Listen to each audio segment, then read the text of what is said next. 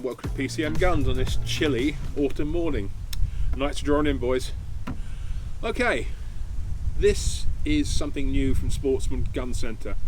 Sportsman have been importing ATA shotguns for many years, and they're a Turkish company. They produce a highly cost-effective product that's also a nice-looking product, and the shotguns are sold like crazy. I was on their stand at British Shooting Show a good few years ago, and they were showing a rifle, and I didn't know that ATA made rifles, called the Turqua. It was a walnut stock sporter, looked very good, lots of good features on it. I think it was actually just a model they produced to test the water to see public demand. And Sportsman said, yes, if they make them, we'll bring them in. And never heard anything from them really. Sportsman said, no, nothing's come in yet. And then probably about a year or so later, I was at the IWA show in Nuremberg, and I just walked onto their stand. I didn't realise they had a stand there, and there was just this raft of different rifles as well as their shotguns. There's like tactical guns, laminate, different colours, synthetic, thumb holes, adjustables, in a range of calibers. And I got hold of Sportsman, and they sent me this, the Turqua synthetic, which first of all I have to say, it is a sub £600 gun. Their list price is $599, which is just crazy. And as we shall see, this gun is packed with features. My tester's in 6.5 Creedmoor. Okay, so let's look at what we get, because it's quite a lot for the money. The action is all steel, makes the gun a little bit on the heavy side, but no matter. Standard bolt type, reasonably smooth. Shows a cocked action indicator. Nicely angled bolt handle with a decent sized knob in the end.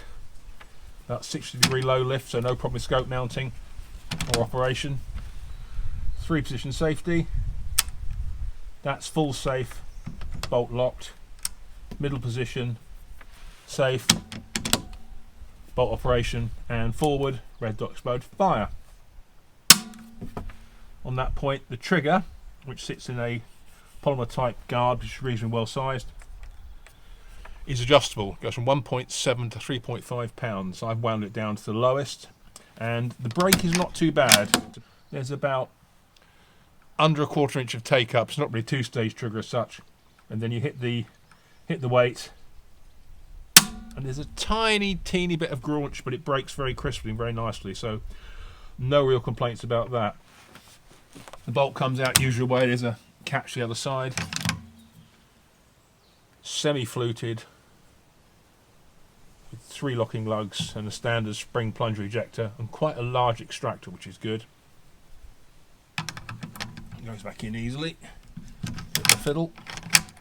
What I really like is I've come to 2 magazines. This is a 5-shot, or as mine's a Vatica T3 mag this. And if you want big capacity, I would always hunt with something like this. There's a little catch at the front, press it. Mags don't drop, but they fall out easily, which is nice. And this is the 3-shot flush. Again, some people favour 3 rounds. That's really what we need for hunting. Which is good. On top we have a Picatinny rail, a standard, which is great, because these days if you're producing a rifle without a Picatinny rail, you're rather missing the point, I feel.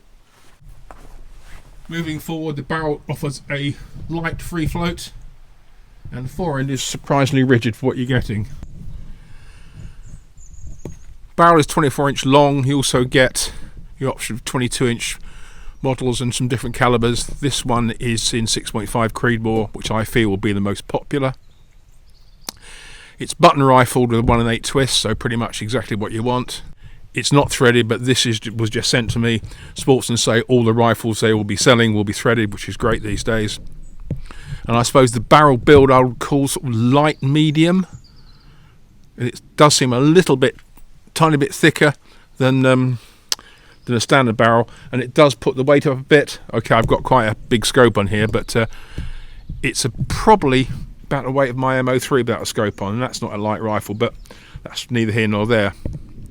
But overall, pretty damn impressed so far, so let's go and turn some live into empty and see if I continue being impressed.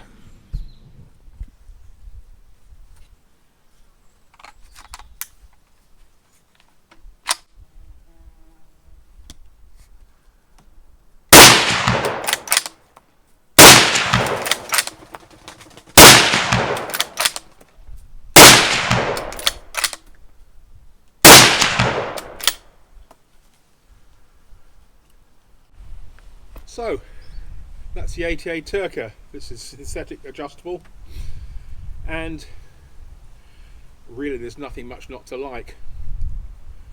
It's not a light rifle, but it's very personal, very well built, and if you're a smaller stature you might find it a little bit on the heavy side.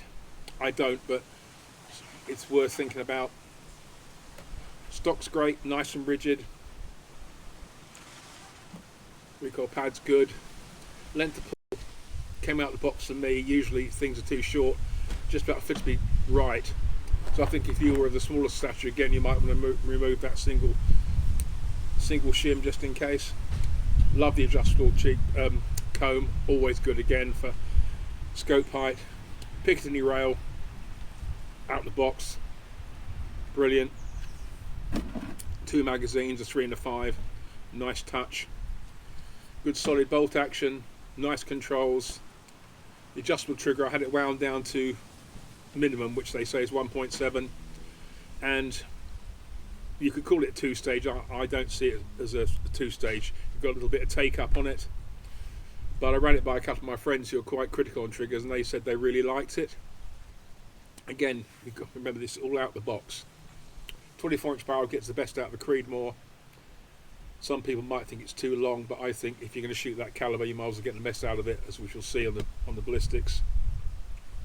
And the price at $599 is just ridiculously good. It blows a lot of other so-called cheaper guns out of the water in terms of price.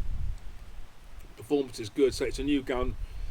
I think that the groups could tighten up a little bit, because I tend to find that you get a new gun, you run the barrel in a bit, and everything sort of comes together after 100 rounds or so. That's worth thinking about. But yeah, it's a truly nice rifle for the money. I think I can see Sportsman selling a lot of these guns, I really can. Okay, scores on the doors. First of all, I use 4 loads, 3 factory and 1 reload. So let's start with Norma's Tip Strike 143 grain, which is pretty much their sort of version of Hornady's ELDX 143 grain load.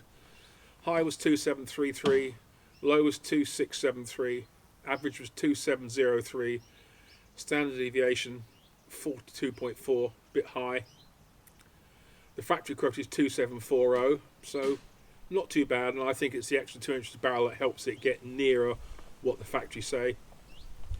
Group was 1.081. So again, call it the MOA. These days every manufacturer just says my gun will shoot sub MOA or MOA, which is pretty much an inch at 100 yards, 100 meters, and you can do better. I think once you run this barrel in, it could tighten up a little bit, as rifles do, but it's still more than acceptable for shooting deer at most ranges. Now we go to the non-lead option. Barnes Vortex long range 127 grain. Copper is a funny thing with some rifles. They do or they don't like it. High was 2843, low was 2841, average was 2842, standard deviation a very pleasing 1.4. Factory quote is 2825, and in this case the rifle improved upon that by about 20 feet per second, which is good. So the group was 0.894, which is definitely sub MOA, and for copper that's good, so it's a reassuring load for this rifle. Remington 130 grain core lock tips, their new stuff. High 2897, low 2852, average 2877, and SD 23. Not amazing, but not as bad as the Norma. And the factory quote is 2945, so that is, when you think about it, average 2877, you're about sort of 75 feet off it. Again, not too shabby. Group was 0.966. And finally the SST 140 grain reload. The data said that it should be running at 2710, but usually I find reloads are never run as near to that as possible. So high was 2633, low was 2610, average was 2623, standard deviation of 23, not amazing but not too bad. say the quote was 2710 feet per second from the loading data, and the group was 0.963. Again, for a reload it's fine, it ran through the gun nicely, no hard ejection, no hard chambering, and that's just 4 loads. But you could pick this up, zero it, and you can guarantee the thing will shoot an inch if not better. And I said before, I think 100 rounds through the barrel, runs it in a bit, it probably will shoot better. Okay, so that's us done. And as ever, I hope you enjoyed it. If you did, tell your friends. As always, like and support my channel. If you need to speak to me, it's pmoore.shootingsports@gmail.com. And shoot straight, be safe. I'll catch you later.